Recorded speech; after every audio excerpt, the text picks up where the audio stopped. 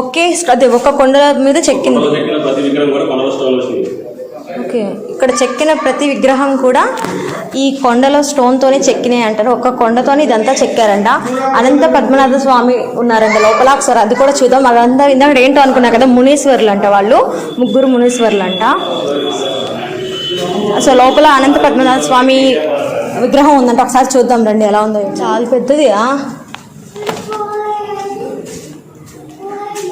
చూడండి ఫ్రెండ్స్, ఎంత పెద్దదో విగ్రహం. అసలు చాలా బాగుంది కదా. మెయిన్ దీని అన్నిటికీ హైలైట్ ఇదేనమాట. సో ఎందుకంటే ఇప్పటివరకు మనం కొండని చిన్న చిన్న విగ్రహాలను చూసాము. సో మెయిన్ ఇదే, ఈ కొండతో చెక్కారంటే విగ్రహం చాలా బాగుంది. చూడండి, ఒక స్టోన్తో ఇన్ని విగ్రహాలు చెక్కి ఒక గృహ చేశారంటే చాలా గ్రేట్. ఇప్పుడు కాదండి, నేను ఎన్నో శతాబ్దాలు నాటిదంట ఇదంతా కూడా. సో మనకి ఇప్పుడు దాకా నాకు తెలియదు. సో చూడండి అసలు ఎంత